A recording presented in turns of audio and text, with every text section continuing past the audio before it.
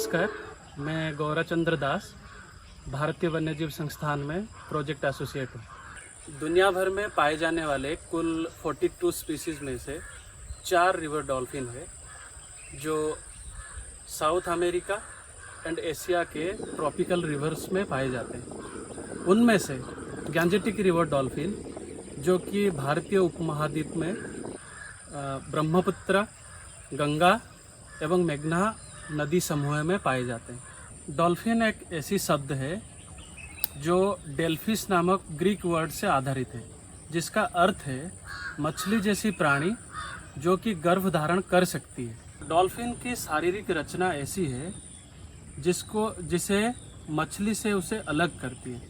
आमतौर पे जो लोग हैं, नदी के किनारे बसने वाले जो लोग हैं, डॉल्फिन को मछली मानते हैं, लेकिन ये मछली नहीं है। ये पूरी रूप से एक स्तनपायी प्राणी है जिसकी शारीरिक रचना मछली से काफ़ी अलग है। डॉल्फिन को अपने पारिस्थितिक तंत्र में रहने के लिए उसकी शारीरिक रचनाएं ऐसी है जो उसको मुख्य रूप से अपने पारिस्थितिक तंत्र में रहने लायक बनाए।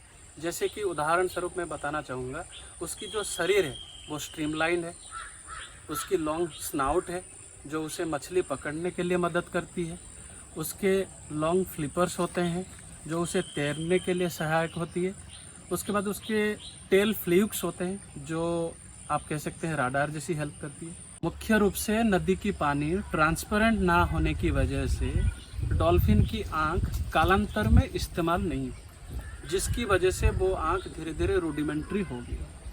तो इस चीज़ को वो अपनी पारिस्थितिक तंत्र में हटाने के लिए, जो हम लोग कहते हैं एडाप्टिव रेडिएशन है, उससे क्या हुआ, वो इकोलोकेशन एक मैकेनिज्म है, उसको इस्तेमाल किया। उसमें क्या होता है, नदी में होने वाले जितनी भी वस्तु होते हैं उनको लोकेट करने के लिए डॉल्फिन एक साउंड एमिट करती है। वो साउंड उन वस्तुओं पे टकरा के दोबारा वो प्रतिध्वनि डॉल्फिन को सुनाई देती है और उसके तहत वो अपनी सारे भोजन, अपने रहने लायक जो भी वस्तुएं हैं उनकी लोकेट कर लेती है। डॉल्फिन मुख्य रूप से मछली को अपनी आहार मानती है। उसके अलावा पानी में रहने वाले छोटे छोटे जो जीव है, सरीसृप है, उनको भी कभी कभार खा लेती है। लेकिन हमारे पास ऐसे कोई साइंटिफिक सबूत नहीं है जिससे हम कह सके कि डॉल्फिन मछली के अलावा और भी कुछ खा लेती है। लेकिन जब जब हम लोग सर्वे करते हैं, मछुआरों से बात करते हैं, तो उनसे हमें ये चीज़ की जानकारी मिली है। खोज के दौरान ये पता चला है कि नदी तंत्र में जहाँ जहाँ पे संगम है, जहाँ पे दो नदी मिलते हैं, जहाँ पे चैनल मिलते हैं, या जहाँ पे पानी की प्रवाह बहुत ज़्यादा होती है, जहाँ पे गहराई ज़्यादा होती है और जहाँ मानवीय व्यवधान कम होती है, उन जगहों पर डॉल्फिन काफ़ी मात्रा में पाए जाते हैं। सन 1878 की एंडरसन की पहली साइंटिफिक रिपोर्ट के बाद हमें ये पता चला था कि भारतीय उपमहाद्वीप में करीब करीब 10,000 से ज़्यादा डॉल्फिन पाए जाते थे।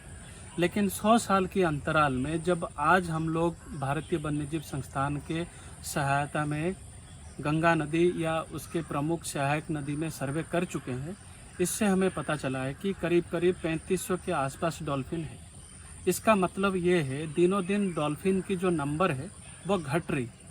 तो बहुत सारे कारण है जिसकी वजह से इसका नंबर जो है वो दिनों दिन घट रहा है। तीसरा कारण ये है प्राकृतिक संसाधन का दुरुपयोग, यानी हम लोग नदी में होने वाले मछली जो है उसको ज़्यादा एक्सप्लॉइट कर रहे हैं, सैंड माइनिंग हो रही है और बाकी जो रिवराइन रिसोर्सेस है हम उसको भी एक्सप्लॉइट कर रहे हैं। तो कहीं ना कहीं हम इस चीज़ के लिए रेस्पॉन्सिबल है, जिसकी वजह से डॉल्फिन जो है वो डिक्लाइन पे है। डॉल्फिन बचाव के लिए हम लोग यानी भारतीय वन्यजीव संस्थान और नमामि गंगा परियोजना के तहत हम लोगों ने नदी के किनारे बसने वाले मछुआरे और जितने भी स्टेक होल्डर्स हैं, उनमें से हमने जो एंथुजियास्टिक कैडर है, जिसको हम लोग आज गंगा प्रहरी के नाम से जानते हैं, वो हमने चयन करी और उनको हमने इन होम ट्रेनिंग